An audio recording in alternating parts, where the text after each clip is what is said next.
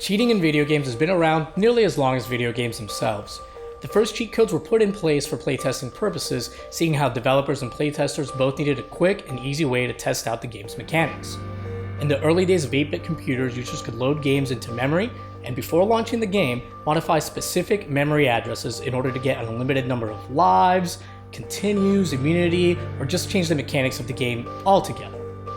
Even though the process to temporarily alter a game on computers like the Spectrum CX or the Commodore 64 was cumbersome, at least it was possible.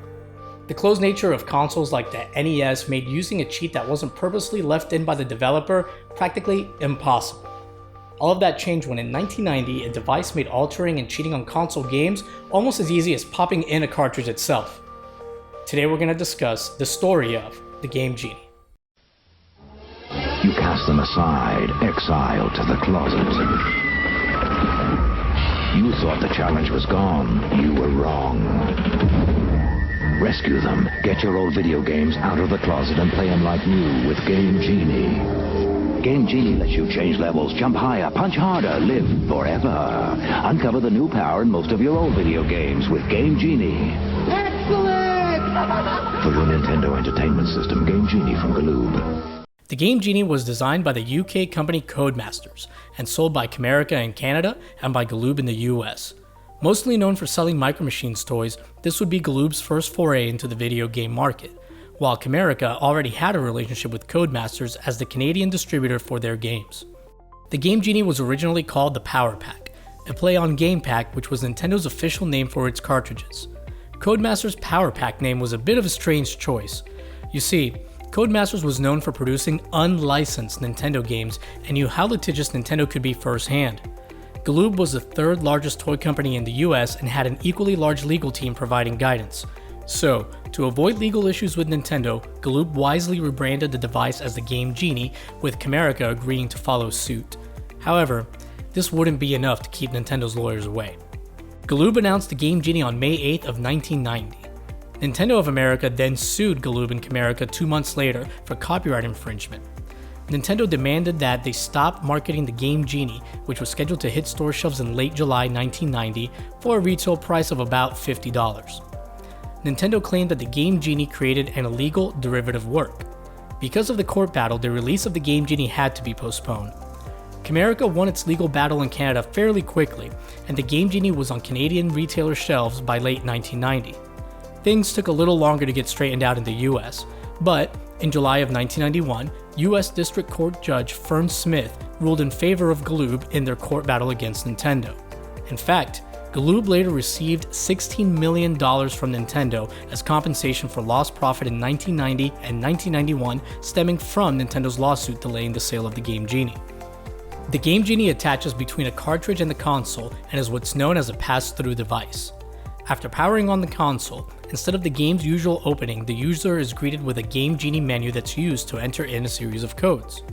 These codes allow the player to manipulate various aspects of games by temporarily swapping out the integer values in certain addresses of the ROM on the game cartridge with values the Game Genie creates based on the code entered in its menu. It was possible for users to create their own random Game Genie codes, but these codes rarely resulted in any changes, or worse, would just make the game freeze. This wasn't a major problem since the Game Genie came with a booklet of codes for use with various games available for the system. However, new codes needed to continue to be developed since new games were released after the booklets were published.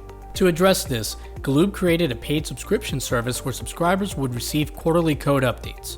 In addition, Galoob also ran ads in gaming magazines such as GamePro that featured codes for newer games. Despite having won its legal battles, Galoob and Camerica were concerned about the device's image, and thus it was marketed as a game enhancer as opposed to being sold as a cheating device. They were not, however, concerned about being sued by the studio that produced Bill and Ted's Excellent Adventure and blatantly ripped off their characters in their TV commercials. Yo, video game dudes, talk to me! Excellent! This is Game Genie from Galoob, the awesome video game enhancer for your Nintendo Entertainment System. Attach it to most of your video games, like Double Dragon 2, Super Mario Bros. 3. And buckle up, cause you'll do what no video dude has done before. You can go to any level, get unlimited lives, live forever, like a video zombie. Excellent! You'll jump totally higher. make your own effects. And Game Genie gives you more firepower. Go for it, Dudester.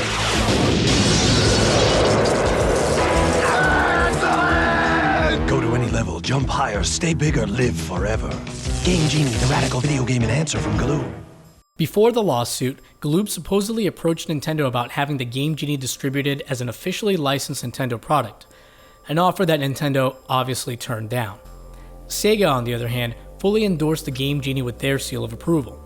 In addition to the original NES version, Game Genie devices were also released for the Super NES, Game Boy, Sega Genesis, and Sega Game Gear. Each version, however, had its own particular quirks. The NES Game Genie attaches to the end of the NES cartridge, causing the cartridge to protrude from the console when it's fully inserted. This makes pressing the cartridge down impossible. Therefore, the Game Genie was designed in such a way that it did not need to be depressed in order to start the game. This design put more stress on the LIF socket than a standard game insertion would. It would bend the pins and eventually cause units to be unplayable without the Game Genie present. The design of the Game Genie also made it very difficult to insert into a newer top-loading NES without pressing down very, very hard. An adapter was created to deal with the problem, which Galoob offered to Game Genie owners free of charge. The Super Nintendo Game Genie did not work with Super NES games that contained a performance-enhancing chip, but did offer an updated version to address these problems with some games such as Super Mario World 2 Yoshi's Island. It also has problems with the SNS 101 remodel SNES. When used with a SNES 101, only 2 codes can be used at a time, and they must be entered on the top and bottom lines of the Game Genie menu.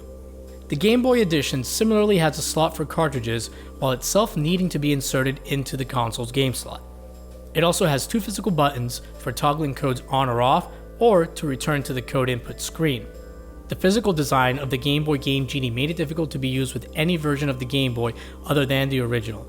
It could be made to work with the Game Boy Pocket or the Game Boy Color, but to do so, the Game Genie would need to be bent backwards, placing strain on the mechanism that would allow it to be pressed down far enough to reach the Game Boy Pocket or Game Boy Color cartridge contracts. On the Mega Drive/Genesis, the Game Genie can function as a country converter cartridge, since most of these games are only locked to their respective regions by the shape of the cartridges and a few bytes of data in the header of the ROM. Although the Game Genie was fully endorsed by Sega, they did require that the Game Genie not work with games that included a save feature, likely to avoid the save data file itself being altered. The Game Gear version of the Game Genie had a slightly more complicated design than the other systems. When the Game Genie was inserted into the cartridge slot, another slot would pop up to insert the Game Gear cartridge. It also had a compartment which contained a book of codes. The codes were printed on sticky labels to put on the back of a Game Gear cartridge. When entering codes, the player could easily see what to type in rather than look through the book. The Game Genie sold about 1.6 million units in the US and Europe during its first year on the market. Nintendo attempted to prevent the Game Genie from working with their systems through hardware redesigns and ROM checksums that could detect cheat modifications. These measures weren't very successful. Galoob provided free adapters to circumvent hardware changes. Some ROM checksums could be bypassed just with Game Genie codes, and for those that couldn't, an updated version of the Game Genie had the ability to hide its modification from the checksum routine altogether.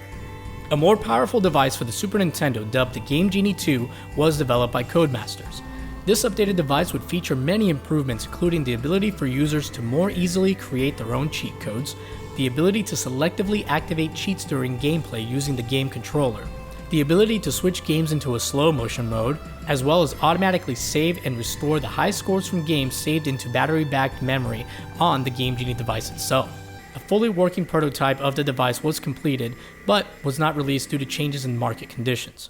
As a kid, I loved the Game Genie. It let me do more than just cheat on my games. It let me do cool things like play as the bosses from Street Fighter 2 in Versus mode. Something I never thought I was going to be able to do, at least not on that first port that came to the Super Nintendo. Sadly, on January 1st of 1997, Galoob announced that they were discontinuing support and development for the Game Genie. Still, like most things from the 90s, the Game Genie survives to this day. You can find it online in Nintendo emulators, Super Nintendo emulators, really almost any emulator that had a version of the Game Genie come out for it. And even more impressive than that, there's still a vibrant online community creating new codes for the Game Genie. If you like this video and want to see more like it, please let me know in the comments. And hey, while you're at it, why don't you subscribe?